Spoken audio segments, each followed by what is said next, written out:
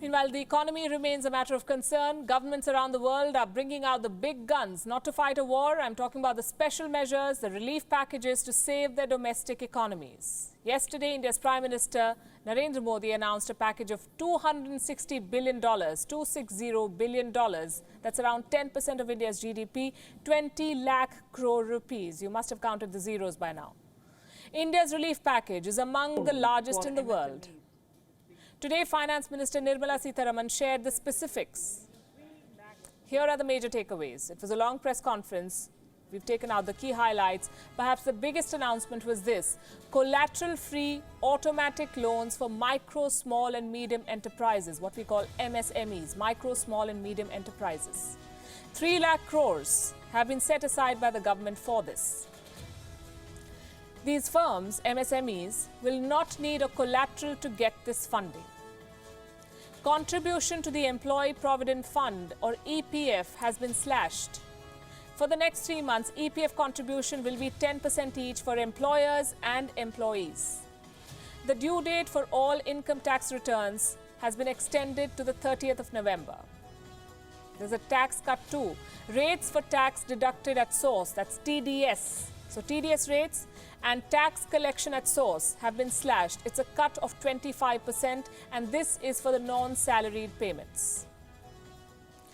And this is one of the many announcements that we expect from the central government. This is still work in progress. The measures are targeted. Specific steps are being taken to infuse cash into India's small and medium enterprises, into the power distribution companies, into non-banking financial institutions and microfinance firms.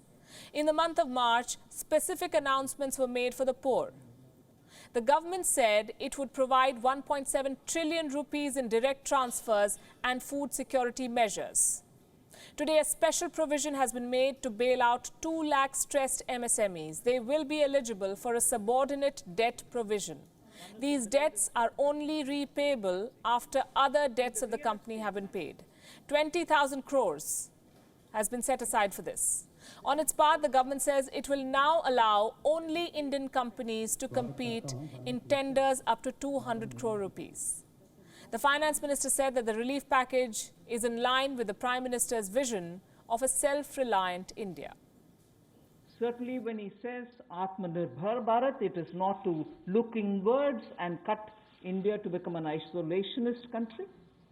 It certainly talks about a confident India which can rest on its strengths and also be able to contribute to the globe, the way in which the Prime Minister rightly pointed out.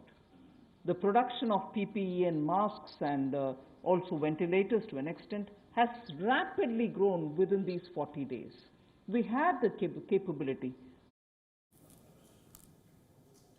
India is not alone. Governments around the world are looking for ways to free up cash and infuse it into their economies. The coronavirus outbreak will leave a deep impact on the global economy. The extent of the damage is only beginning to reveal itself. The United Kingdom is among the worst hit.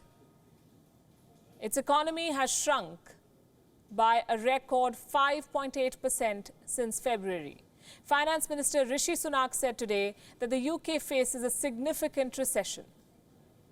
Well, as you know, a recession is defined technically as 2 quarters of decline in GDP.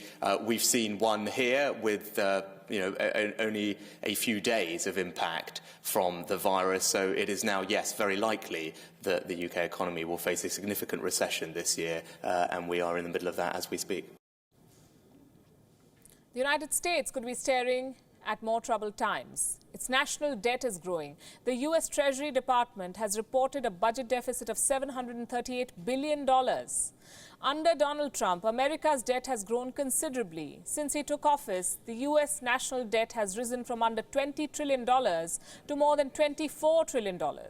Jerome Powell, the chairman of the U.S. Federal Reserve Board of Governors, is worried about the health of the American economy. He says more fiscal stimulus will be needed for a revival.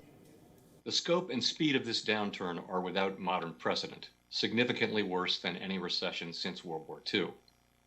We are seeing a severe decline in economic activity and employment, and already the job gains of the last decade have been erased. The global economic outlook is worsening. The IMF projects that advanced economies will shrink by more than 6%. The developing world is bound to be hit.